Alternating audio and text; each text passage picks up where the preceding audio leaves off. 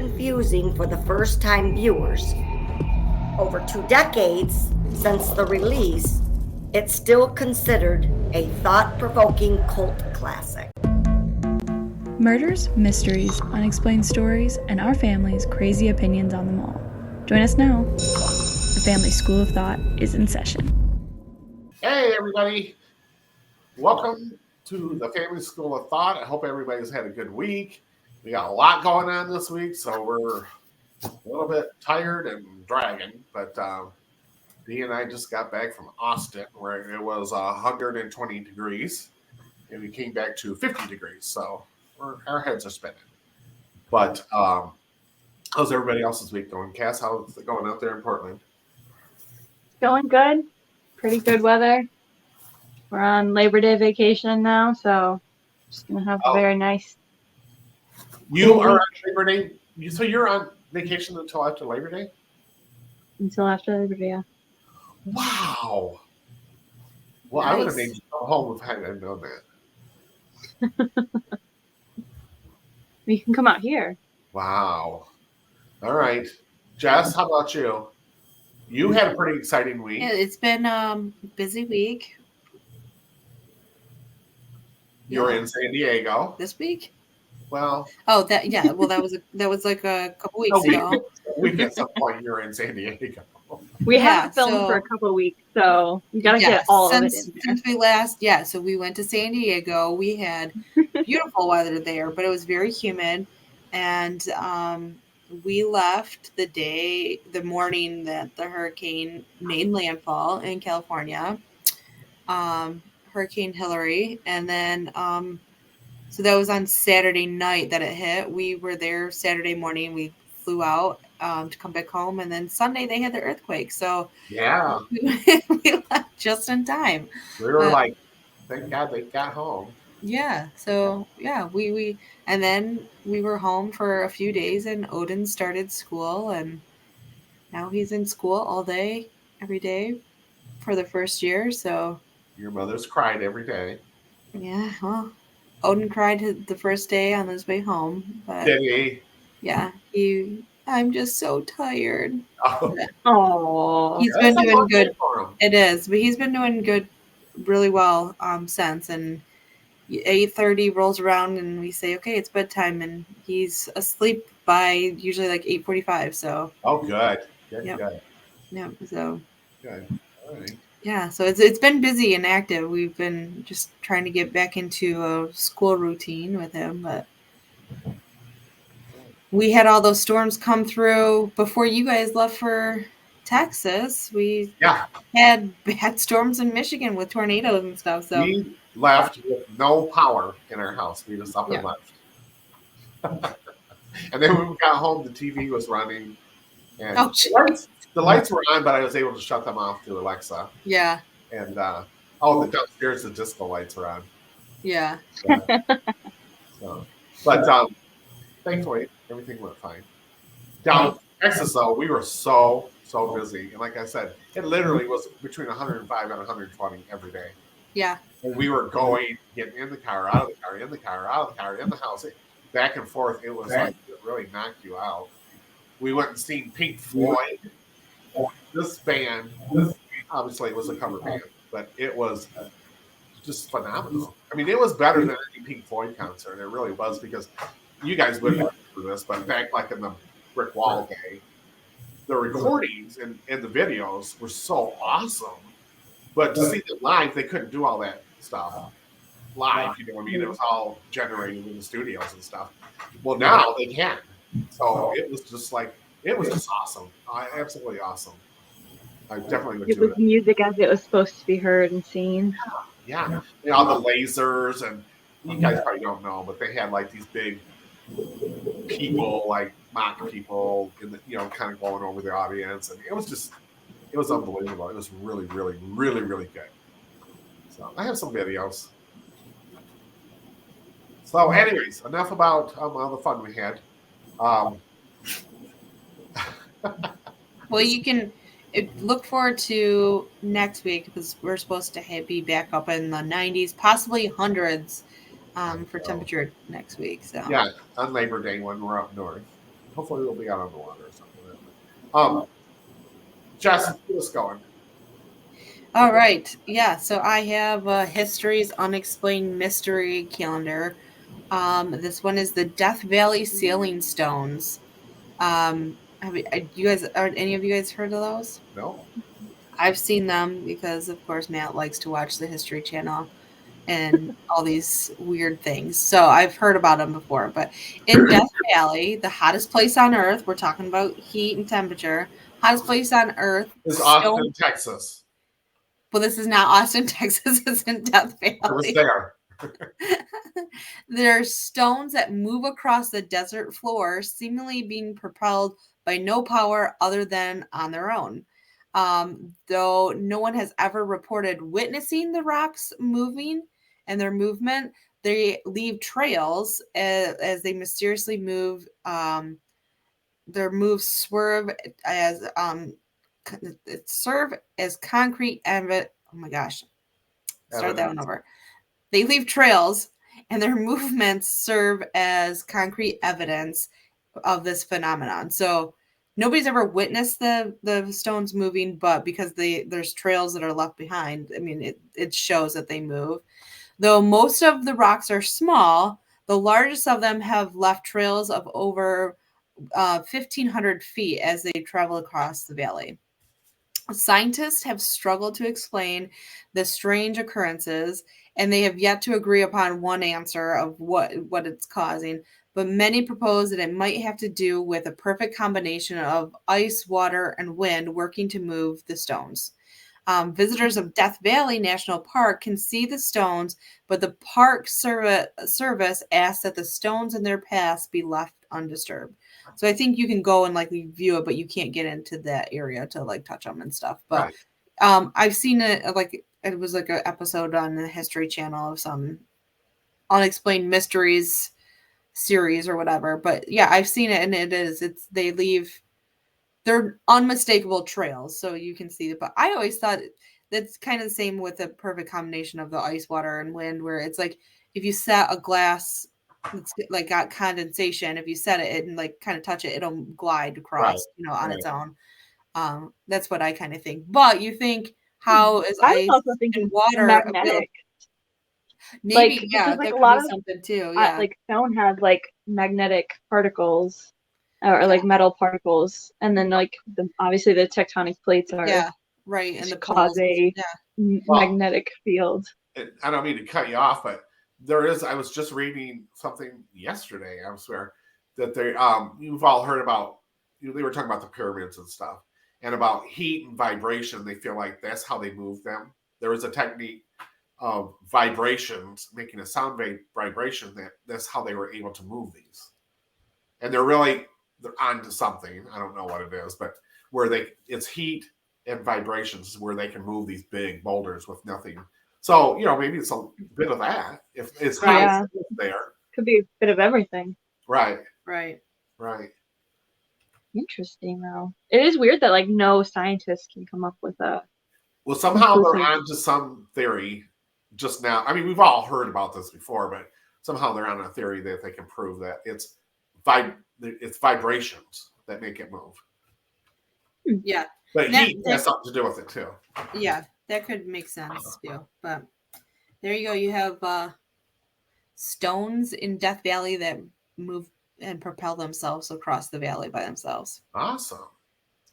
All I can think of is like an Etch-a-Sketch, or like the like Zen gardens where you basically have like the marble that like goes into a pattern under on top of a magnet. Huh. Cool. Do you have any more for us, or is that it? No, just that one. All right. Very good. I like that. Trying to make it quick. I do have another thing though. Have you guys been seeing in the news where the Loch Ness Monster, they're like trying to do the biggest investigation into it that they've done in the last 50 years. So maybe we'll have some answers soon. Maybe not. Yeah. But supposedly that's, I'm sure going to be going on. I'm sure somebody there, every time they watch Oak Island or any of these shows, they're like, damn it, we need to get together. Yeah. Right. Okay. Maybe they will. Maybe they'll find that. Maybe they will find some secret passage to another world where that's where it's coming from. Yeah. Yep. Okay. All right, Cass, hit us with a song.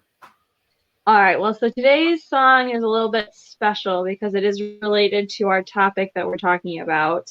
But it also is not very creepy. It is just a weird fact, and it was, the creation of the song has a very interesting background.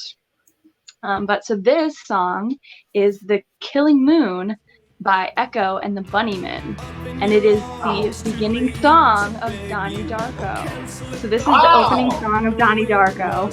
If you saw the theatrical version in theaters or like DVD, anything like that, because they did change it in the director's cut. They replaced the song. And I kind of feel like it was a bad choice, but I do see where the director was going with the choice.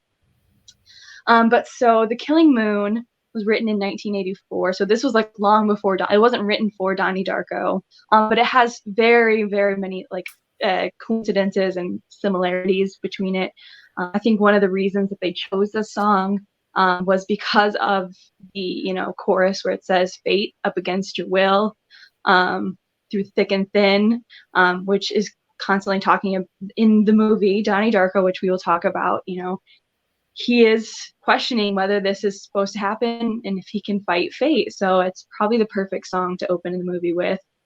But so Ian McCulloch, I'm really sorry if I said that wrong, but he said that this song was half written by God because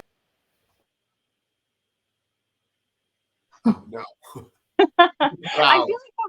I feel like that always happens to me when I am talking about things that maybe I shouldn't.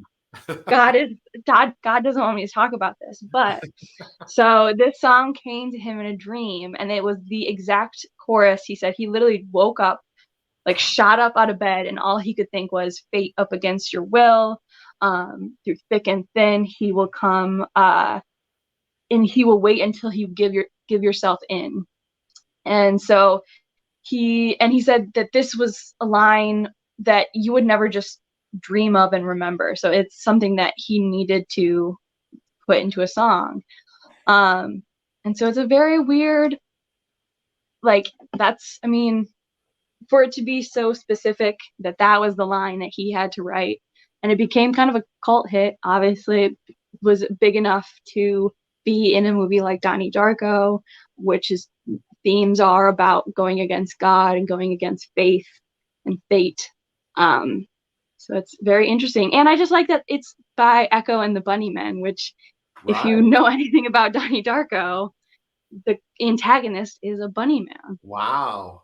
I've been watching lots of versions, or not lots of versions, but watching from different places. And there is a version out there where the song starts.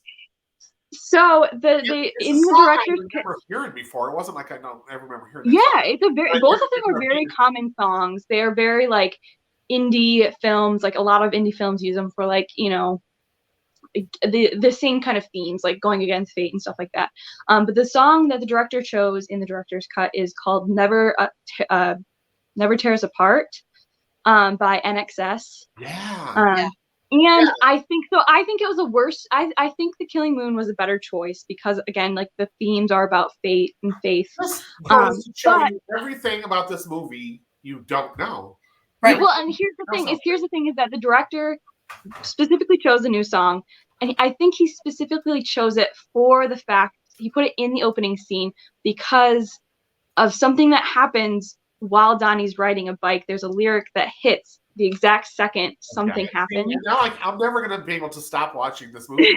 So we won't talk. I don't want to talk about it until we get to that theory. Wow. Because it's very much like the reason he switched the songs was because there's a point where something happens while Donnie's riding the bike that the lyrics match up, kind of. Because I don't mean to cut you off neither, but when you're watching that version, that song clearly does not go with the movie. Right. It seems different. It's a good song. And of course, Mad World is what I thought you were going to talk about. I almost did, but I think the Killing Moon, because it's like the opening song, I think it's really important. Mad World is at the end, which is the closing. But that song was not written for this movie neither. It was already that song. No. So, but it all made sense to this movie. Yeah. But now you've put two other songs in my head that are like, yeah. The thing about for me especially, what I love about Donnie Darko is the soundtrack is so good, and every song means something. If you really think about it, if you listen to the lyrics, it means something in the film. Yeah. So I really like the CD somewhere. Soundtrack. We do have the CD somewhere. I think it was Jordan's. Yeah, I'm sure. Yeah. Oh my God! Now I've got more things to think about. I'm gonna have to keep watching. Oh yeah, I'll talk about Never Tear Us Apart later on. I don't want to give that one away because this is about the Killing Moon. But yeah, apparently this song was half written by God. It's crazy. Wow. Mm-hmm. Awesome. Oh yeah, like I said, we're never gonna be able to stop and go, okay, we got it. Yeah. Oh no, you're constantly gonna find something. One more thing comes up, you're like, wow. Yeah. Okay, that's a brilliant movie. I mean, geez, when you think about it, and it's a real cult. Yeah. Created a big cult base. So, okay, all right. Geez, anything else? Not for any. All right, Dee. It's up to you now to explain this movie to us. I'll try to do my best. But October 2nd, 1988, a troubled teen named Donnie Darko sleepwalks outside, led by a mysterious voice. Once outside, he meets a figure in a monstrous rabbit costume named Frank, who tells Donnie that the world will end in precisely 28 days, 6 hours, 42 minutes, and 12 seconds. Donnie wakes up the next morning on the green of the local golf course and returns home to discover a jet engine has crashed into his bedroom. His older sister, Elizabeth, tells him the FAA investigators do not know its origin. Over the next few days, Donnie continues to have visions of Frank, and his parents, Eddie and Rose, send him to a psychotherapist, Dr. Truman. Truman believes Donnie is detached from the reality and that his version of Frank are daylight, hallucinations, symptomatic, or paranoid, schizophrenia. Frank asks Donnie if he believes in time travel, who in turn asks his science teacher, Mr. Kenneth Montoff, I don't know, I might pronounce that. He gives Donnie the Philosophy of Time Travel, a book written by Roberta Sparrow, a former science teacher at the school, who is now a seemingly senile old woman living outside of town, known to the local teenagers as Grandma Death. So, the film creates a foggy atmosphere, making the ending more confusing for the first-time viewers. Over 2 decades since the release, it's still considered a thought-provoking cult classic. Frank doesn't appear until the tangent universe comes into existence. And can life and death coexist? Do you believe that it can? He wasn't hallucinating. Frank's objective is to guide Donnie in the path to Frank's objective is to guide Donnie in his path to correcting the timeline of the primary universe. by returning the jet engine to its original universe. So if, he does this, he chooses to die so that others can live. It's about adolescence and to confusion of it all. Donnie travels back in time to the starting point of the movie, going back to bed and allowing himself to be hit by the falling jet engine. He does this because with the death of falling jet engine, he does this because with the death, nobody will expose Cunningham, which they found out after the engine bombed or landed in his bed, that Cunningham was a pornography. It was a child pornography. Right. Yeah. Meaning the circumstances that led to Donnie's mother and sister to be on that doomed flight won't happen. Simply put, the tangent universe that Frank the rabbit warns Donnie about is the separate alternate reality. Do you guys believe that? Donnie doesn't explain the tangent universe comes into an existence. It's one of the many things in the movie that are deliberately left a mystery. So if you watch it, it's all a mystery, and everything keeps going back and forth. But Donnie's role is to sacrifice himself to being an object. Now, this is my point of view. The jet propeller engine from the tangent universe back home where it belongs.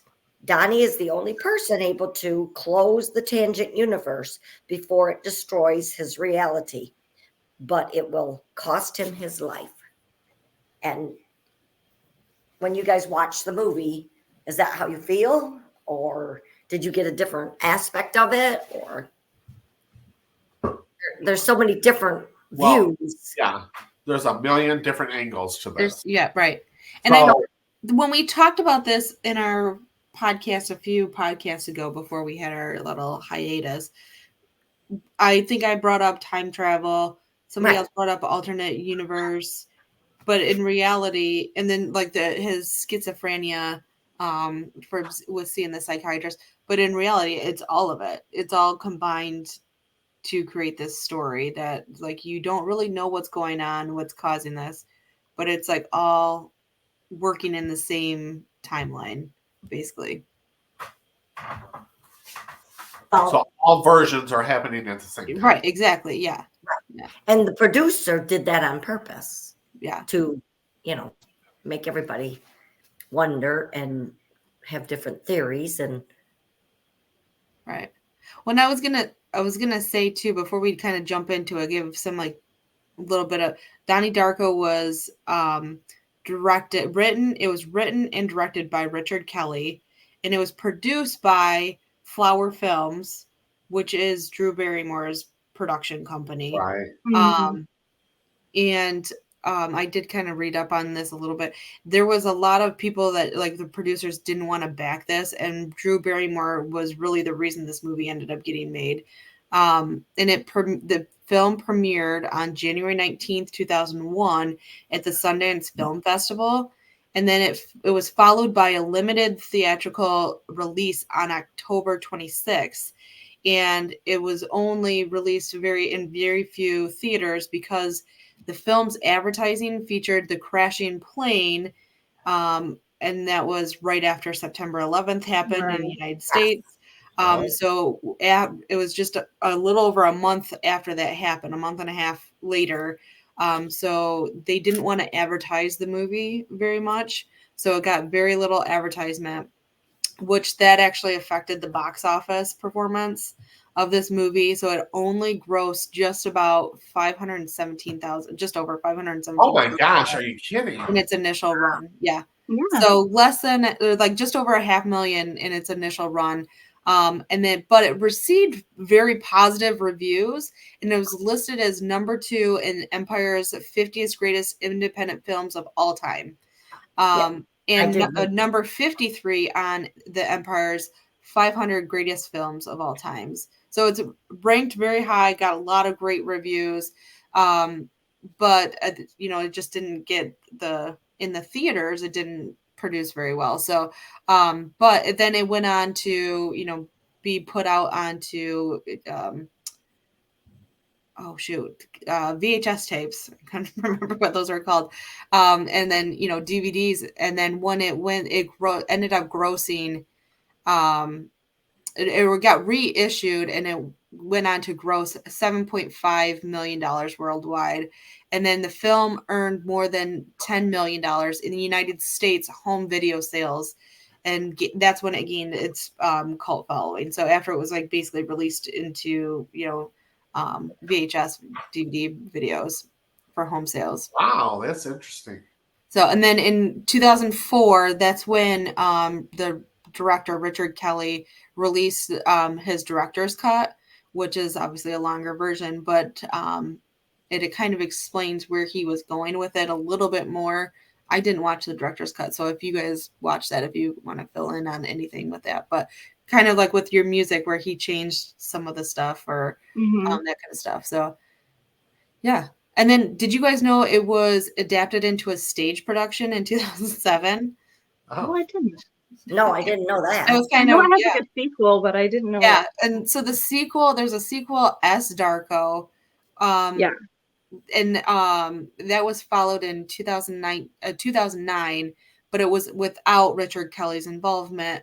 But in 2021, he announced that he's in the works of producing or working on a new sequel for this movie, which I'm kind of hesitant on. Yeah, sometimes leave it alone. It's good. I mean, it's the reason that it's such a great movie is because it's there's nothing you like. There's more no you notes. can do. No notes. Yeah. I did know that Drew Barrymore's company made it, and at the time, she has, of course, she was a child actor, right? And she was kind of doing some crazy stuff, and Hollywood had kind of disowned her, so she couldn't get into any movies. So she decided to make some movies, and this was like one of her first movies that she didn't make the movie. She produced it. Yeah. So, and she did a fantastic job in the movie. She's a fantastic actress to begin with. Yeah, she is. Did a fantastic job in that movie. I had forgotten that she was in it, but and then I'm like, oh. So what do you guys think her part in the movie? Where did she come in on this movie? I mean, what was her purpose? See, here's the thing: is I think everyone's purpose is to get Donnie to die. And some people, people who die in the Tangent universe, which is what basically the movie is set in, right? They remember that they're not supposed to be dead. So even like Frank, and even at the end, his mom realizes that he is the reason that they're all like this because she dies in the end.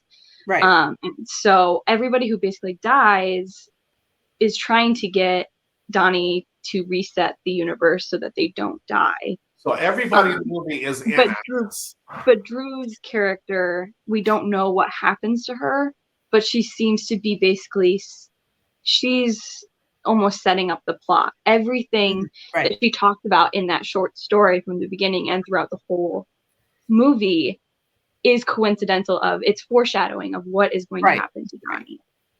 Right. The game. So she is setting up the story, basically. Huh. And when she gets fired at the end, she's upset because she still has work to do, but she can't do it anymore. Right. Oh. Okay. So when she got fired, it wasn't so much she lost her job. Her job wasn't done yet. Yeah. Oh, that's good. I do know the poem is written by whoever is written by their birthday played a part in this movie too. The date of their birthday. No, I didn't know that. I wrote that poem. No. I can't remember what it was, but it somehow played a part in there. It's like every little thing plays a part somewhere. It's a genius movie. So, okay, but now about this. Drew Barrymore and the teacher. Mm-hmm. First of all, right, even the first time I seen it, I'm like, really, you happen to have a book about time travel on you, you know? Right. And even if you were into time traveling and knew about it, like you'd have to go somewhere and get the book. You don't carry it around with you every day. And the author is a pretty legendary person in town. I think it's a crazy. Yeah, right. That's what I think is so funny is that it's the former science teacher at school. Right. So that just didn't play right. But what was it between him and her? You know, in the end, you find out that they were together. What's that got to do with anything? Well, they were together the whole film. Is that what you're saying? Like the two teachers? I didn't know it through the whole film. They're constantly together. Like they're literally constantly like walking into school together, sitting together. It's just two teachers. It's not like they're a couple. They are a couple, though. I know that now because at the end of the movie it shows them in bed, right? So, but throughout the movie, it's just two teachers. Or is it? So, other than the child pornography guy, Patrick, who was played by Patrick Swayze. And isn't that the way it always goes? The people that just idolize some weirdo. Yeah. But that's another question of the movie is, do you actually believe he was a child pornographer, or was it something that was set up because of the tangent universe? Well, I always took it as he was up, create all this in his mind. But I always took it as, you know, in the reality or in the tangent universe, he was discovered because Donnie didn't die. Where in the actual universe and the actual reality, because when Donnie dies, he doesn't get his crimes aren't discovered. So he's still a child pornographer. He just isn't. They don't discover that about him. Right. It stays a secret. So, what else in that movie did Donnie Darko expose by not dying? He didn't expose anything. He was trying to. Yeah, I don't think he leave his mom, and he knew that his mom was going to die in the end. Well, so I don't think he knew his mom was going to die. I think his mom knew she was going to die. Right. Well, the whole thing too is that last scene together.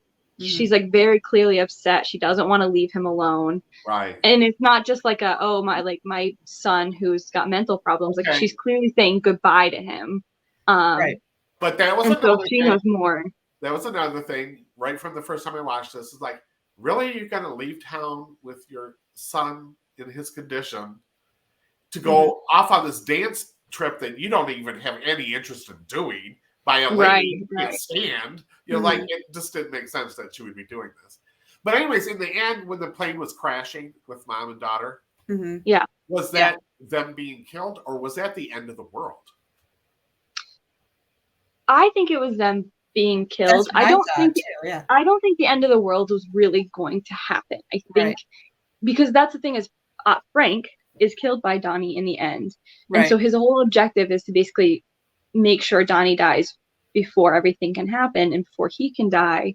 So I don't think the end of the world was actually going to happen. I think it was just like a fear tactic to get Donnie to go towards the path that he wanted him to. Yeah. And I think it's like with any time travel thing, you have that butterfly effect. If he doesn't die, this is the path that everybody takes. And then they're in that tangent universe on that path because of him not dying.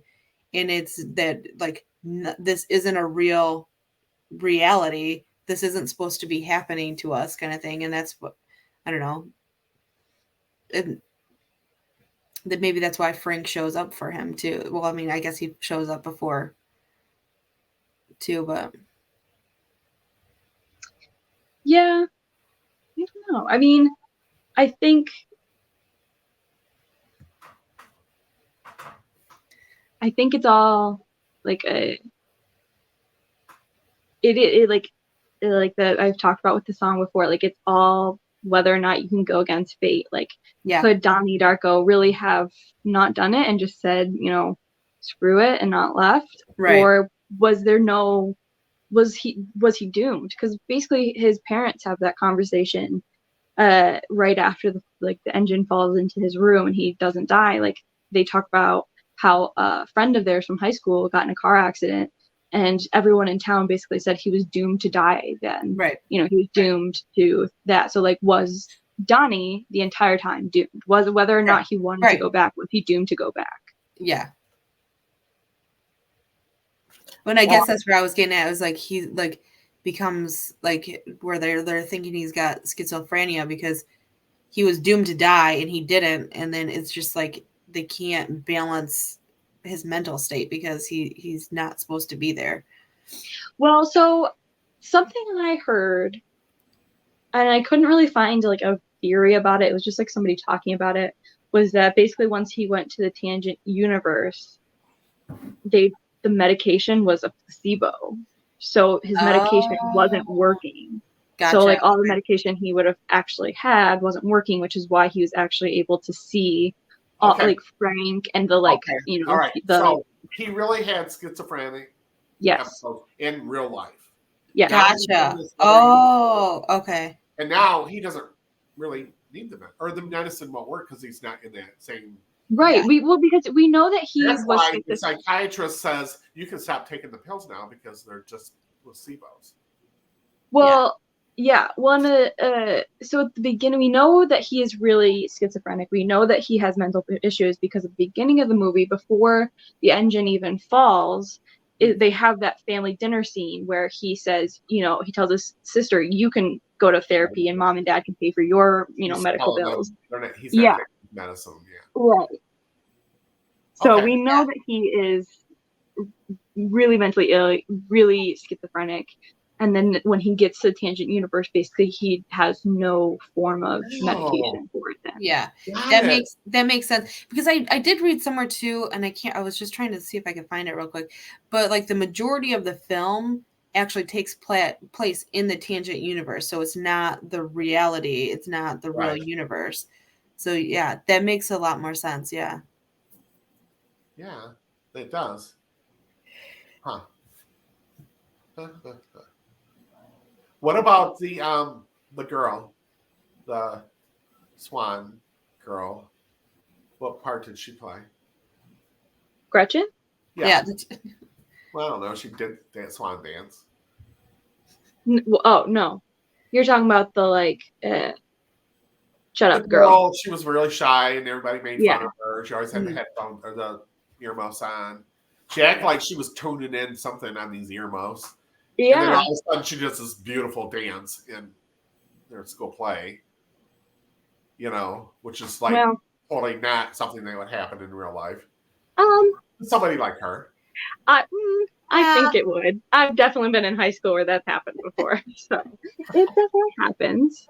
Well, I don't know because I feel I've heard so many theories about her that seem correct. That she was, another person in the tangent universe that had somehow died. We just have never seen. Or I think maybe in the director's cut we do see her die. I can't remember. Because it's interesting you said that because I was thinking she wasn't real. She wasn't in real life. She's real, but she's like that's why we see her with the other, like even with Drew Barrymore's teacher character. Like we see like Drew's character basically give this kind of, pep talk to her. So like maybe she doesn't. Maybe she like smiles or something but something like the characters all realize she's important to the plot. Kind of. But was that in the real world or was that in the? No, that was in the tangent world. Yeah, I think everything. I don't think it was like all. I don't think it was all like side by side. I do think that everybody was in the tangent universe. Okay. Interesting. Mom, what did you think about the movie, just in general? It was crazy. I don't like that you have to. Okay, we watched it about 12 times, and she slept through 11 of them. Okay, yeah. Well, she one time, I don't know what watching it was, but she, like I saw her the next day, she goes, "What did I watch? That was a terrible movie." She goes about every movie. No, it is a very good movie, and it's a genius movie. Well, something I really like about it, where I think a lot of people find confusing, is that no scene really comes to fruition. So no scene actually had, like, it feels like everything's cut. Everything's before you get to a point that it's, on to the next scene. Right. Which I think was a really good directorial choice, because you feel very, like, you can't trust your own mind. Like was I supposed to see something there? Like what was I supposed to get out of that? That's a good and way so of putting it. you feel very much you feel yourself like Donnie, where you're losing time, or you don't know what you're supposed to really get out of the point, and you don't know what where you're at. Yeah. I did see somewhere that the director Richard Kelly did state that throughout the movie, Donnie wasn't hallucinating, and that everything in the movie was real to a certain extent.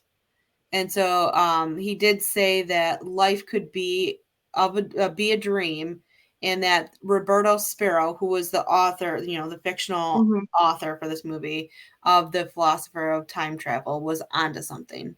So I think that was something that he was kind of working off of. I mean, the philosophy of time travel in this movie is a fictional book. It was made just for this movie. It's not a real book, but I think that's something too, where it was kind of using that book as a diving board to kind of tell a story almost. Yeah. I don't know if it was the director or the author or whoever, the scene at the end where mom looks at the girl and they just kind of waving each other, and they have that, like, I should know you kind of look. That happened to him in real life, and he remembered that and put that in the movie. Where he just seen some lady out on the street, and they both just looked at each other like, like we should know each other somehow or another, but they just kind of waved and went by, and it stuck with them, so I put that in the movie. I didn't realize that, because I thought that was like a nod to the fact that obviously both of them die in the Tangent universe, so they know. Basically, they, like, I think the director talked about it. Everyone who died in the Tangent universe, even once they come back, remembered what happened. Like, basically remembered themselves dying, and that's why you see, like, at the end, like, Frank is covering his eye, and obviously the two girls waving at each other. So, or like, and I think even like Gretchen's like hearing about the family, and like the little boy's like, "Oh, do you know Donnie?" And she like hesitates, and she goes, "No." Yeah. So like she's like, "Do I know Donnie? Like, should I say I know Donnie?" Right. She's trying to figure out if she does or doesn't remember. Yeah. Right. Yeah. Well, I'm not sure I have any less questions about the movie. Well, that's right. I read some articles and stuff. So the director also stated that the majority of the movie can be construed in any way that the audience really wants it to be. So it's open for interpretation. This is a quote that he said. He revealed, quote, that it's not to take away any interpretation that people have of the film, which I think is valid, because the way that it's engineered, you can have any interpretation that you want for the first 90% of the movie. That's a quote. But the last final 10% of the movie is where everything is like set in stone, and he puts it into the idea that Donnie was dead the entire movie. So that's not that, like, right. he was I remember not that dead. being a theory. So yeah, so he was not dead, but the director did he kind of like did, and that's where like the director's cut, I read somewhere, and I couldn't remember where I saw it because I was looking at it at work, and I didn't take notes on it, but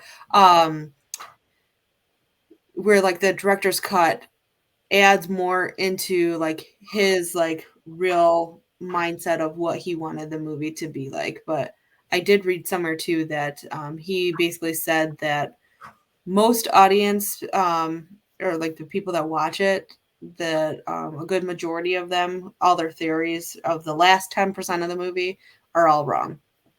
Oh, So, yeah. now you got me going. Yeah. Just when we thought we had it figured out. Right. I really thought that, the world ended because, they kept saying so much, and then it got down to the end, and that's where the plane was crashing, and that's when everything flipped. So I thought it was the end of the world. He went back and saved the world. I don't know, because I feel like there was nothing really other than basically that like little like air pocket tornado. Like nothing else was going on. Like there wasn't any like big things happening, and we don't really see what happened to the plane. Tornado thing, that was just to get the engine back up. Right, but that's what I mean. Right. So like other than that, we don't see the world ending. But he literally went up there at the last second. Saying how much time is left. But he went up there at the last second, so wouldn't he have seen some kind of like, big earthquake or big flood, like we would have seen something. But I mean, planes crash every day. It's not the end of the world. And they mysteriously crash and disappear all the time. Right. So maybe. I don't know. They were all super good actors. Yeah, I think everyone played their part really, really well. Yeah, nobody overacted, especially those type of movies. There's always people that overact, Yeah, and I think too. I mean, Jake Gyllenhaal. I looked him up just a second ago too. He was in a couple other things, but this, along with October Skies, were like really his like breakthrough roles. Yeah, and Maggie Gyllenhaal too. I was gonna say Bubble Boy. That was like 2004, I think. I don't know. I can look that up, but every time I watch the beginning of Donnie Darko, though, he has like the Bubble Boy hair where it's like all sticking up, and that's like all I can think about. Oh, he's been in a lot of really good movies. He's a good actor, but yeah, this was like one of his one of the two. October Sky was a really good movie too, but for Jake Gyllenhaal, and then his sister Maggie Gyllenhaal was in it. This was like a really good cast. I forgot that Seth Rogen was in this. I know. I forgot that he was like the bad guy. Like he was like one of the bullies. Yeah. So I did find it really, I don't know why, but like I just love this like beginning scene where they're at the school, or like the first scene at the school where Seth Rogen and the other guy are openly doing drugs in front of all of the teachers, and not a single person says anything. Like they're not like sneakily doing it. Like they take a bump like as the teachers are walking by. Yeah. That's funny. Yeah. And it's like the teacher who's like super religious too, so I thought that was so funny. The coach mom. I mean, like the gym coach. Yeah. You know that lady. Yeah.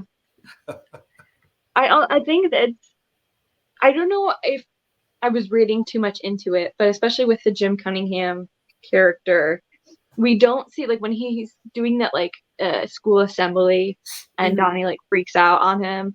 We don't see Donnie really, like Donnie finds it funny, like he doesn't really get mad until Jim starts talking about the bad character Frank.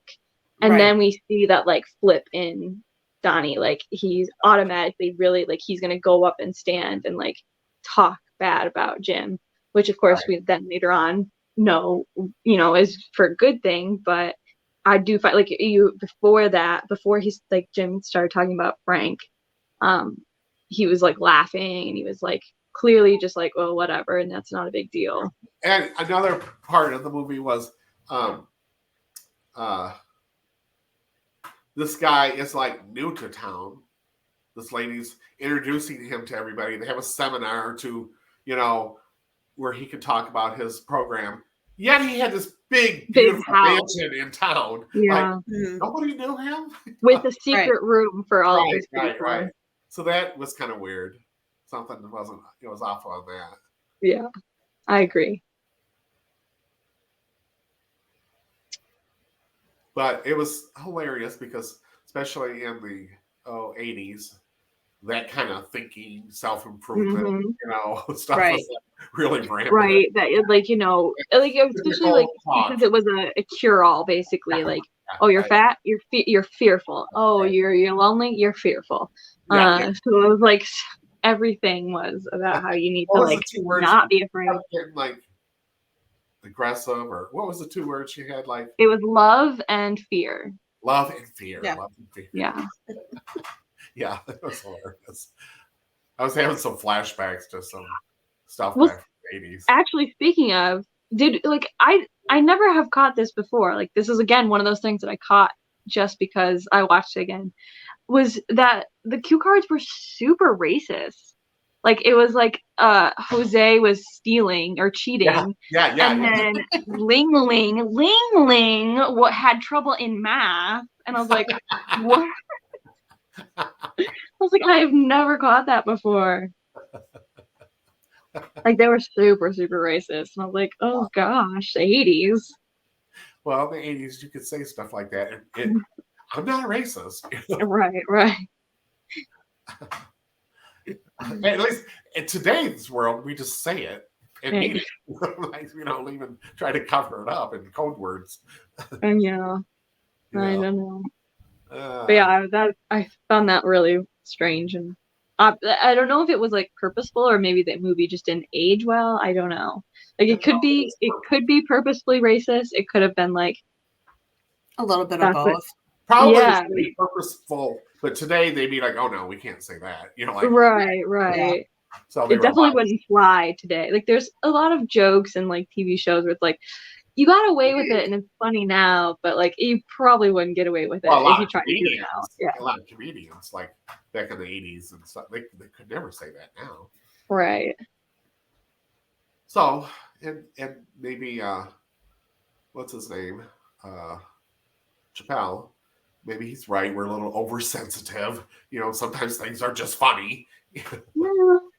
They can be it's the concept of, is it just funny or is it you punching down? Like, is it you making fun of someone lower than you? You know what the difference is? And I think we've even talked about this before. All in the Family. You know what I'm talking about, that show? No. I mean, I've heard of it. It was from the early 70s. And it had Archie Bunker, who was a total racist bigot. Mm-hmm. And the whole show was about his behavior. Sammy Davis Jr. lived next door. I mean, it was a character. Moving on up to the east side, that show where the couple owned a. These are really old shows, and you expect us to know this. Anyways, it was total racist show, and everything about it was meant to be racist because your whole point was you were laughing at Archie Bunker, what a jackass he was. You know what I mean? Right. So they could say it. And it went well because the point was, what a jerk. You know what I mean? Yeah, right. For talking anyway. So everybody else on the show was always, trying to get him to like, actually, you can't say that. They're human beings. But he was always, calling them terrible names and stuff. And it was a hit show. It was for many, many, many years. Yeah. Yeah, but go back and YouTube some stuff. All in the Family. I probably won't watch it. No. I'll just see what I'm talking about. Okay. And there was a lot of shows like that. Well, Norman Lear, who wrote that show, he had about 5 or 6 shows like that. Maude was one. I wish I could think of the other one where they're moving up to the east side. It was Archie Bunker's neighbors. They were a black couple. So, Archie wouldn't let him in the house, or Edith wasn't allowed to talk to them. And of course they become friends, but Archie, they're always after Archie and he's always after them and stuff like that. But anyways, Norman Lear had a bunch of shows that was really breakthrough at the time because those things were going on in the world. And he said, let's make fun of it, bring those things to light, but under humor. So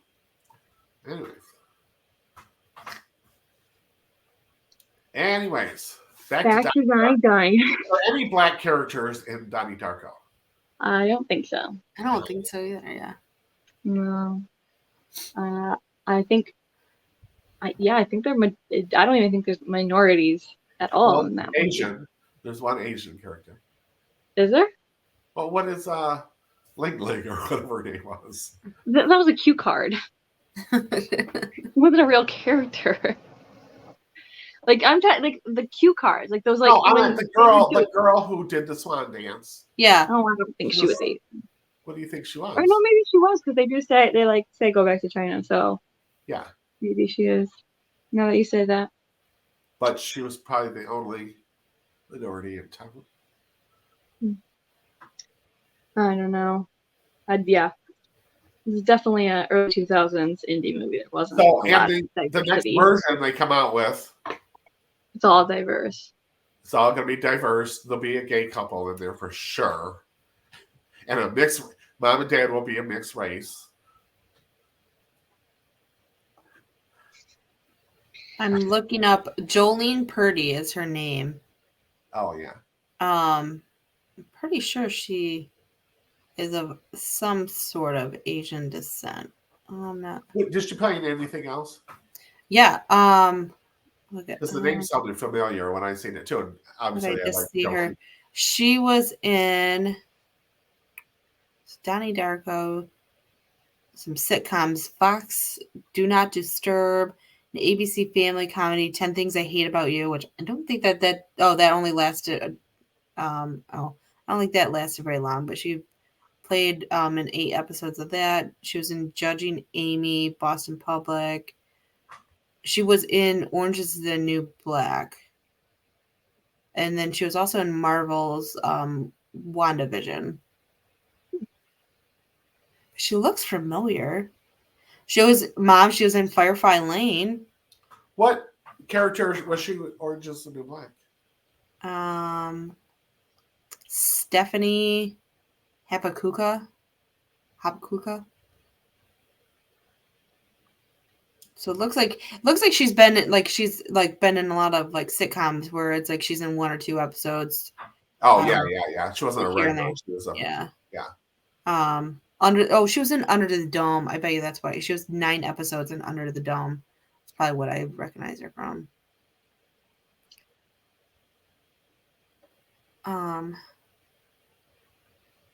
But I'm not seeing.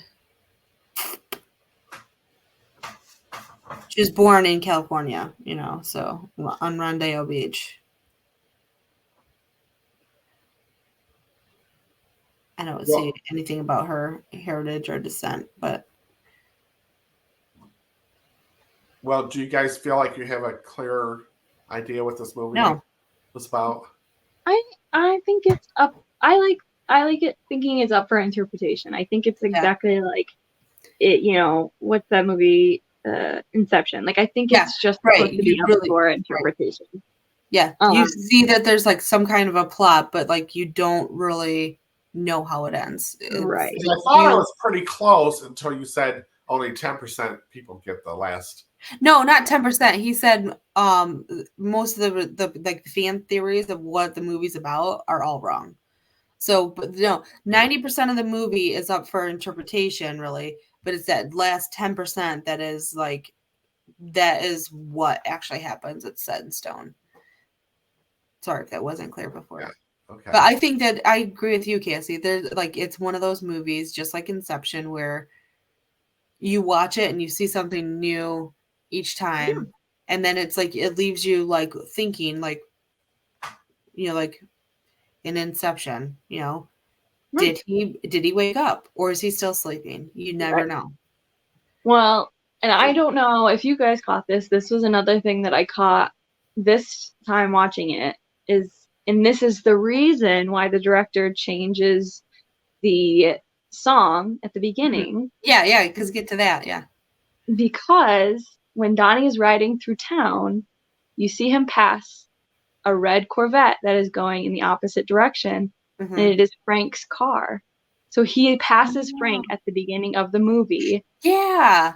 And so the reason that the director changed the songs was because in Never Tear Us Apart by NXS, there is lyrics that say 2 worlds colliding. Yeah. And it happens when they're passing. When they pass each other. So it is literally 2 worlds colliding. Yeah, it's the 2 different world universes colliding. Yeah. I remember the scene. I wasn't thinking Yeah. about. Yeah. But yeah, so we see like so the thing is we never know Frank is human until the like party basically. Right. But he is constantly like his red Corvette is constantly driving by Donnie. He is constantly the human Frank is constantly kind of in the background. So to let you know that there's two Franks basically, the tangent Frank that we see and the reality. in the bunny Frank basically. What about the bubbles that come out and make him go places? What was that? I think that's his schizophrenia. I think that makes part. Yeah. And I think he read it in the book, and it like so that's happens kind of not often, but it can happen with schizophrenia or maladaptive daydreaming, where you read something and then like that basically like your mind thinks it can be it now. So I think that was just part of his schizophrenia, which again, I think I saw a theory that he wasn't actually schizophrenic, like he was a medium and that he could actually see like people's souls. And so that's what it was people's soul basically, because it basically takes you where you're supposed to go. Right. So it's like your soul leading you to the It was point. leading him somewhere. Yeah. But I think it's his schizophrenia just because of when he first sees it like gestures for him to come. Yeah. So I think that was like a schizophrenia. Or is he just on drugs this entire time? Right. Well, he's supposed to be, but he's not on drugs. No, I mean like hallucinants, like eating some mushrooms. Yeah. No. But yeah, I think it's partially schizophrenia, and I think it is. Yeah, the rest of it is. Yeah. That makes so much sense, though, what you said about he was schizophrenic and he was on all these drugs, but now in this alternate universe, they're placebos. Yeah. It's not even real. I don't know if that theory has been like debunked at all. I just kind of heard it on TikTok. I was like looking at videos of people watching the movie, and somebody had just mentioned that like, oh, we know that his drugs were placebo, and I was like, oh, I didn't know that, but that makes sense. Remember his doctor said you can stop taking those. They're just water. Right. I don't remember that. Yeah. Which I thought, well, that's weird. Why would she? When did she say that, though? I don't remember that. Then, after that, she calls mom and dad and says, she's really worried about him, Yeah. When he was in her office laying on the bed or the couch, and he got up and was telling some story. And she said, oh, by the way, you can stop taking your medications. They're just placebos, water pills. I don't remember that. That might have been in the director's cut. I didn't watch that director's cut. No, it's on there. But then she follows it up, how worried she is. She's trying to contact the parents. She's leaving messages and, how scared she is of him. Right. Well, I also wonder if her hypnotizing him is affecting him, because none of the sessions go the way she wants them to. Right. So I wonder if it's affecting him in a way that she wasn't expecting. That's a good point too. None of her sessions went positive. No. Right. Like she had to wake him up every time. Huh.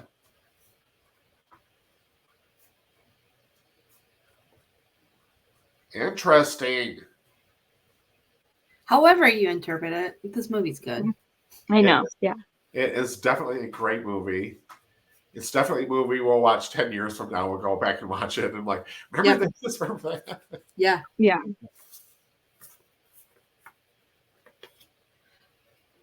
And if you haven't seen it, sorry for all the spoilers, but go watch it. Go see it, because everything we said is probably wrong. You can interpret it. Right. Yeah. I'm sure you have a different theory. All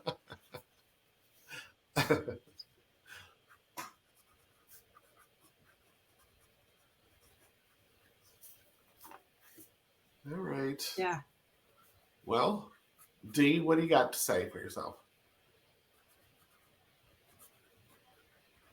Without your mic on. Without your mic on. There you go. People should watch it. It's crazy, but it's interesting and has a lot of different views. I mean, Are you going to go back and watch it again after we did the show so you can pay I attention know. to everything we said? I think she's watch, watched it once too many times. I'll probably watch it again. See where now that we've had this discussion, kind of look for those parts. Mm-hmm. Right. So that would maybe be interesting to get the theories of where it was at. Well, I thought I was done watching it for a while, but now I have to go back and insert Oh, these. yeah, no. Now I want to go back and rewatch it another time. Yeah. Another time. One more time. One more. Kind of like Zelda. You can't put it down. Right. Mm-hmm. It's a cult. It's a cult. It draws you in, and I guess that's the scary thing. It just, and Well, it just makes you question everything. yes, yeah. Everything you question leads to more questions. Right. Like, Right. why? What Which they is do. brilliant. Yes, it is brilliant, but I like movies that don't go back and forth and that, you have to analyze the movie. But it was good.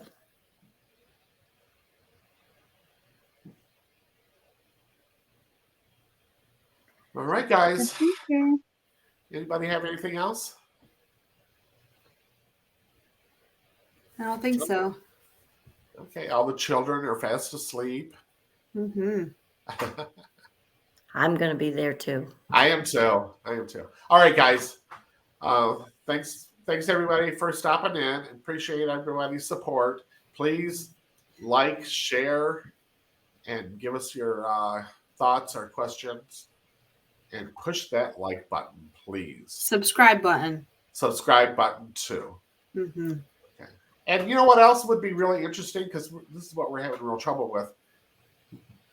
Let us know where you're listening to us at, whether it's on iTunes, Amazon, wherever, where you're listening to it. Because that's one of the issues we're having is figuring out we can watch YouTube because some people watch us and we can track them. But other than that, we don't really know who's listening to us or where we can find that out.